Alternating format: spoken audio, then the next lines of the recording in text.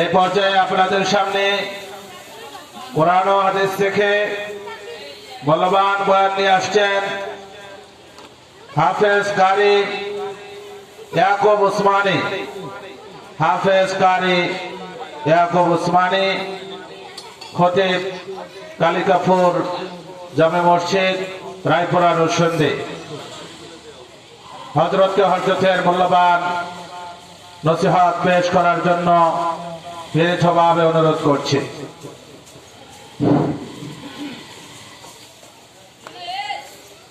আসসালামু আলাইকুম ওয়া রাহমাতুল্লাহি ওয়া বারাকাতুহু।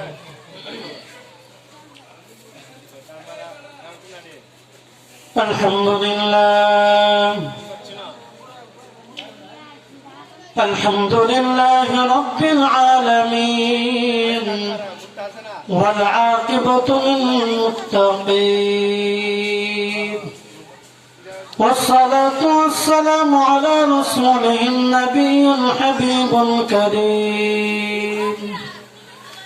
أما بعد فأعوذ بالله من الشيطان الرجيم. بسم الله الرحمن الرحيم. إن الدين عند الله الإسلام. صدق الله العظيم. وقال النبي صلى الله عليه وسلم إنما الأعمال بالنيات، أو كما قال النبي عليه الصلاة والسلام. إن الله وملائكته يصلون على النبي يا أيها الذين آمنوا صلوا عليه وسلموا تسليما. يا اللهم صل على سيدنا مولانا محمد وعلى آل سيدنا مولانا محمد. আল্লাহ তুমি দয়া করো, নসিব করো মদিনা। নবীর রওজা দেখাইয়া কবর দেশে নিও না।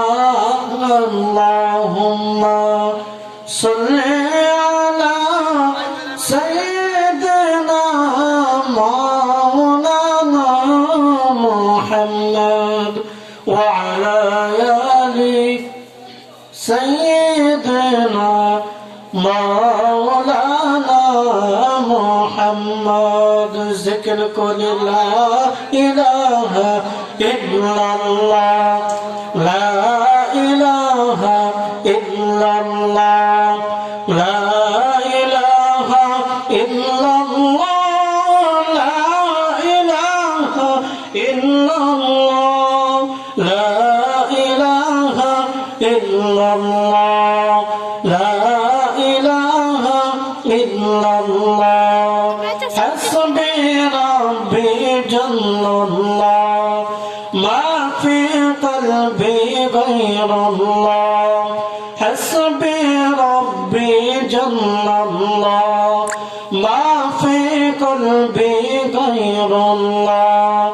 নূর মুহাম্মদ সাল্লাল্লাহু লা ইলাহা ইল্লাল্লাহ, লা ইলাহা ইল্লাল্লাহ, লা ইলাহা ইল্লাল্লাহ, লা ইলাহা ইল্লাল্লাহ, লা ইলাহা ইল্লাল্লাহ, ওয়া লা ইলাহা ইল্লাল্লাহু মুহাম্মাদুর রাসূলুল্লাহ সাল্লাল্লাহু আলাইহি ওয়াসাল্লাম।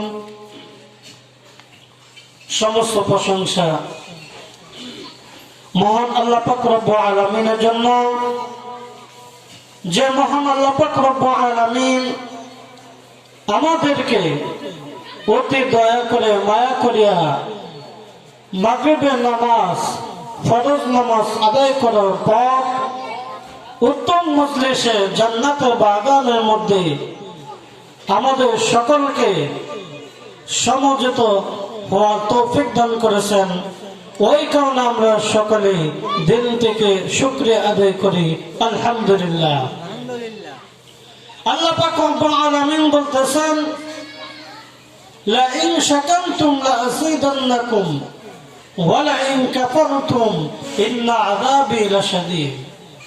আল্লাহ তাআলার পক্ষ থেকে আল্লাহ তাআলা যে নিয়ামতগুলি আমাদের জন্য অবধারিত করে দিয়েছেন, ওই নিয়ামতের শুকরিয়া আদায় যদি আমরা সঠিকভাবে করি তাহলে আল্লাহ তাআলা আমাদের ওই নিয়ামতগুলি আরো বেশি বেশি করে দিবেন, বলেন সুবহানাল্লাহ।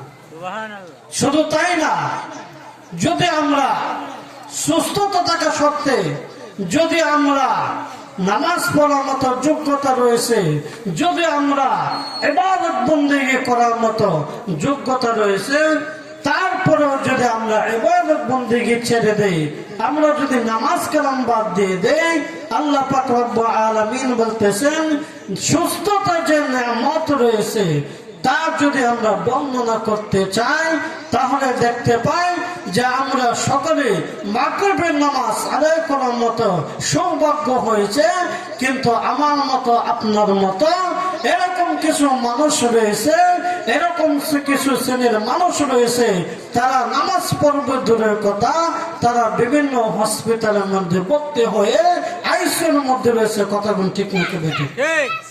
শুধু তাই না, যদি আমরা দুনিয়ার দৃষ্টিতে যাই তাহলে আমরা সুস্থ